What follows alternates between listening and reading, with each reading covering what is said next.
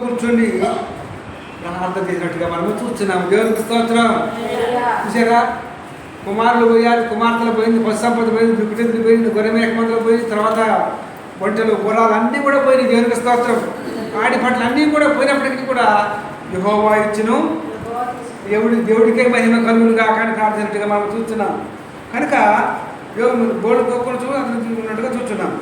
నేను చూస్తుండగా నేను ఏమని ఉత్తరం ఇచ్చేదను? దేవుడు సుడిగాలులో వచ్చి దేవుడు పరీక్షిస్తున్నాడు. దేవునికి స్తోత్రం. యోబు, నేను నీచుడను అంటున్నాడు. నేను నీచుడను, ఏమని ప్రత్యుత్తరం ఇచ్చేదను? నా నోటి మీద నా చేతిని ఉంచుకుందును. దేవునికి స్తోత్రం. నువ్వు ఇంత నాకు అపకారం చేసావు కదా, ఇంత అన్యాయం చేసావు కదా, ఇంతంతా ఆస్తంతా పాటిసావు కదా అని చెప్పి దేవుడు ఏమి మాట్లాడేది. దేవునికి స్తోత్రం.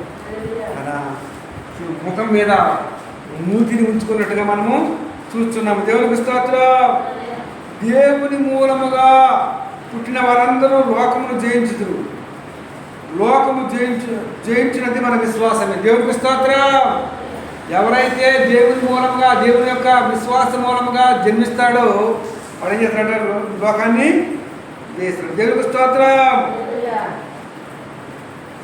లోకాన్ని జయించినది విశ్వాసం. లోకాన్ని జయించాలి అంటే మన విశ్వాసాన్ని ఎన్నో కూడా పడిపోకూడదు. దేవునికి స్తోత్రం.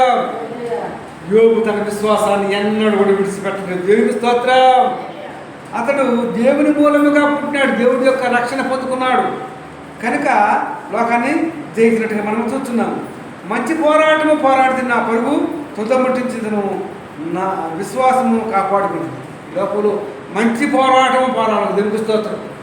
సాతానుడు ఎన్నో రకాలుగా మన ఇబ్బందులు పాలు చేయొచ్చు, కష్టాలు పాలు చేయొచ్చు, అప్పులు పాలు చేయొచ్చు, వ్యాధి బాధలు చేయొచ్చు. కానీ మంచి విశ్వాసం కాపాడుకోవాలి. మన విశ్వాసాన్ని ఏమన్నా కూడా అవిశ్వాసంలోకి పోకూడదు. మంచి పోరాటం పోరాడితే నా పరుగు తుదముట్టించదు. నా యొక్క పరుగు, నా యొక్క అపోస్తలుని పోరాడినాడు. నేను మంచి పోరాటం తిమోతికి రాసినాడు. అపోస్తలుని పౌలు తిమోతికి రాసి ఉన్నట్టుగా చూస్తున్నాను.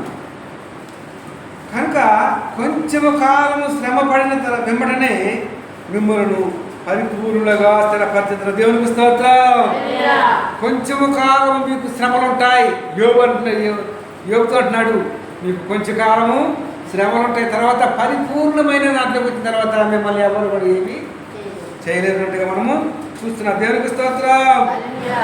జయించిన నా తండ్రితో కూడా నా సింహాసనం ముందు కుడిపార్శ్వమున జయించే వారిని కూర్చుండనిత్తుడు. ఈ లోకాన్ని జయించినది విశ్వాసమే. దేవునికి స్తోత్రం.